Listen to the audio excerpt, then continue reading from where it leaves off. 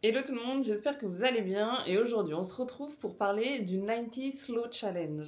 Je sais pas si vous avez vu dernièrement sur ma chaîne, mais tous les jours à 18h je poste un short pour le 90 Slow Challenge. Je pense que vous avez vu passer depuis plusieurs mois maintenant le 75 Hard Challenge et selon moi c'est un challenge qui est beaucoup trop drastique, beaucoup trop difficile, aussi bien à mettre en place qu'à maintenir dans la durée et j'ai voulu un petit peu revoir le challenge. Alors, il y a déjà beaucoup de 75 slow challenge ou 75 soft challenge. Moi, je me suis basée sur 90 jours. 90 jours, ça fait 3 mois et 3 mois dans plein de domaines différents. C'est en fait un cycle super important quand on veut mettre des choses en place. Par exemple, quand vous attaquez une cure de compléments alimentaires, on vous recommande de faire cette cure sur 3 mois, soit 90 jours, pour que il y ait la régénérescence de vos cellules et du coup que vos cellules se réapproprient le complément pour lequel vous êtes en train de vous implémenter. Quand on parle aussi de rééquilibrage alimentaire, souvent on s'oriente vers un premier rééquilibrage de 3 mois. Pourquoi? Parce que c'est encore une fois le temps que l'organisme mette en place les nouvelles habitudes. Donc que ce soit dans l'alimentation, dans le sport, dans la cosmétique avec les crèmes ou les compléments alimentaires, 3 mois c'est quelque chose qui est important pour le cycle de vie. Et du coup, ce que je vois sur les réseaux, le 75 Hard Challenge, c'est super. Les gens se mettent tout d'un coup à faire du sport, à marcher 10 000 pas par jour, à avoir une alimentation ultra stricte et drastique. Mais en fait, qu'est-ce qu'il en est derrière? Au bout de 75 jours, excusez-moi, mais sur toutes les personnes que je suis, il n'y en a qu'une qui a fait son avant-après et les choses qu'elle a conservées avec le challenge. J'ai vu passer une dizaine de personnes qui ont fait ce challenge et personne n'a parlé de l'après. Donc, mon idée, c'est de mettre en place un challenge un peu plus doux et progressif.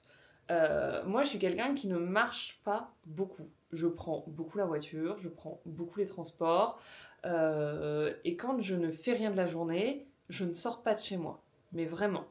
Donc, passer de 2-3 000 pas par jour à 10 000, ça va être un enfer pour moi. Ok, même si je fais du sport, même si je fais du pilate, le pilate, c'est pas non plus faire des pas. Donc, dans mon 90 Slow Challenge, l'idée c'est de progressivement atteindre ces 10 000 pas par jour, mais on va y aller step by step. Le premier palier, ça va être les 5 000 pas par jour. Donc, du 1er octobre au 31, je vais essayer de faire quotidiennement 5 000 pas par jour. Après, j'essaierai de faire 7 000 pas par jour. Une fois que j'aurai ces 7 000, j'essaierai de faire 10 000 pas par jour. Vous voyez ce que je veux dire? C'est progressif et du coup, j'ai pas l'impression que c'est une torture. Parce que là, s'il faut que j'aille faire 10 000 pas par jour, je vais les faire une fois, peut-être les faire 2 fois. Le 3e jour, je vais clairement être épuisée. Ensuite, d'un point de vue alimentation, il y a plusieurs choses que je vais mettre ou remettre en place. La première, c'est attaquer une cure de citron à jeun le matin.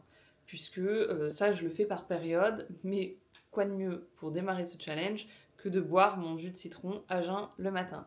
Donc, la première semaine, je vais boire ce fameux jus de citron.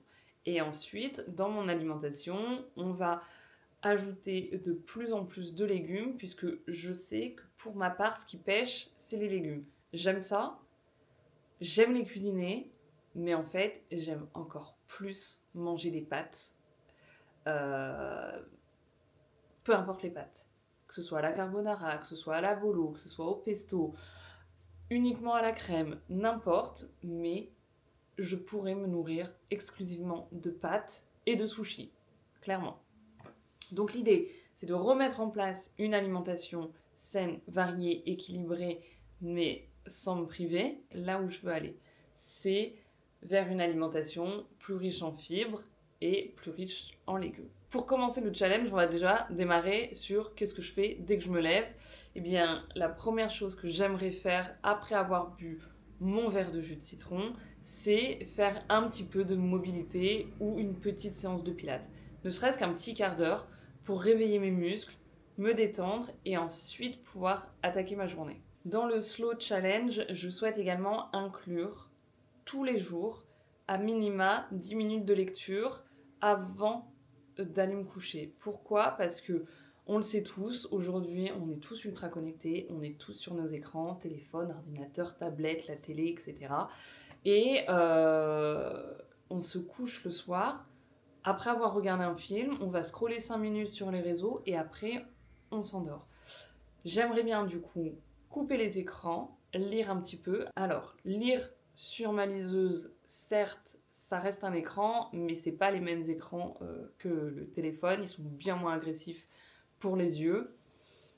Et du coup, l'idée, c'est de lire 1 ou 2 chapitres tous les soirs avant de me coucher et pouvoir du coup améliorer également mon sommeil. Vous l'avez compris, l'idée du 90 Slow Challenge, c'est d'y aller progressivement et de prendre des bonnes habitudes. Ça ne m'empêchera pas de manger un McDo, ça ne m'empêchera pas de me coucher tard ou de ne pas faire de sport une journée dans la semaine, pas du tout. Mais je veux faire 5000 pas par jour, puis 7, puis 10 de façon progressive. Je veux faire tous les jours un petit peu de mobilité. Je ne vous parle pas de faire une séance de renfo. Non, juste de mettre mon corps en mouvement. Voilà, je vous parle de faire attention à ce que je mange. Et du coup, quoi de mieux qu'un challenge sur 3 mois. On se donne rendez-vous le 31 décembre pour la fin du challenge, quoi. Dites-moi dans les commentaires si vous aussi, vous allez lancer ce challenge un petit peu plus doucement, un petit peu plus sain, je trouve, que le Hard Challenge, aussi bien soit-il, puisque ça a permis à des gens de se remettre au sport, de manger des meilleures choses, etc.